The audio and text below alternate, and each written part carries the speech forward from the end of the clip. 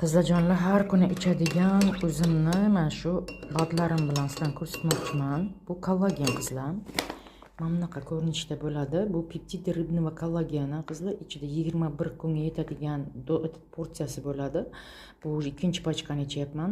Bu chunki kollagen 3 oy ichasiz, 3 oy dam olasiz. 3 oy ichasiz, 3 oy dam olasiz.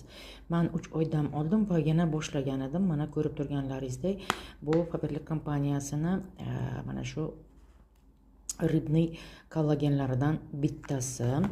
Tak, mana bu ozgina aylantirsangiz o'zi shunday top-toza bo'ladi. Suvi tiniqlashgandan keyin ichasiz. Xo'sh, dальше. Yana nima ichaman? Секреты Востока, albatta, черный тмин bu qizlar. Har dardga davo. Juda ham zo'r bad. Men уже ikkinchisini ochdim. Chunki bittasini tugatdim. Magniy xuddi shunday, buni tugatdik. Yangisi bu. Bu yerda hammasini yangi ochganmiz. Selen ichyapmiz qizim bilan. Buni ham birgalikda qizim bilan ichyapman, katta qizim bilan. Buni ham. Mana iron xilat, temir xilat. Qizlar, железо xilat. Bu ham qizim bilan birgalikda ichyapmiz. Qizlar, 2 donadan ichaman men. Qizim 1 donadan ichadi. Mana shunaqa qilib buni ertalab ichaman. Hozir yana no stress olmoqchiman, ili nervniy balans olaman deb o'tiribman. Tak, magniy kechki payt 2 donadan ichaman, selen 2 donadan ichaman kunduz kuni, buni ham xuddi shunday 2 donadan ichaman qizlar. Buni birgalikda ichsangiz bo'ladi, lekin bu bilan buni ichish mumkin emas birgalikda. Chunki bu bilan bu совместимый emas.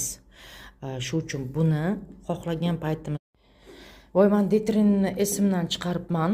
D3ni ham ichyapman qizlar. D3 K2 ni molekulyar forsidan. Buni 1 donadan ichsangiz ham bo'ladi. Bemalol, chunki D3 K2 bilan birgalikda ichiladi. Bu yog'lar bilan ichiladigan narsa. Ya'ni siz yo tuxum yeb buni ichishingiz kerak, chunki bu yog'larni yoqtiradi va yaxshi usvayivаться qiladi qizlar. Sливочный масло обязательно, men doim aytaman, shu или yog'li baliq yeb обязательно buni ichish kerak. Zavtrak bilan birgalikda 11 gacha mush ichgan bo'lishingiz kerak. D3 K2 hech qachon kechasi ichilmaydi. Bu kunduz kuni ertalab 11 gacha ichiladigan narsa. Chunki bu aynan ertalab qabul qilinadigan, xuddi yodga o'xshaganda ertalab qabul qilinadigan mana shunaqa elementlardan bittasi qizlar. Mana halol sertifikatiga ega qizlarjonlar, 15809 artikuli. Shunday qilib men mana shu badlarni ichyapman. Undan tashqari yana olganman. Hali kelishga ulgurgani yo'q qizlar. Chunki o'zimiz sog'lig'imizga o'zimiz e'tibor bermasak, hozirgi zamonda qiyin masala.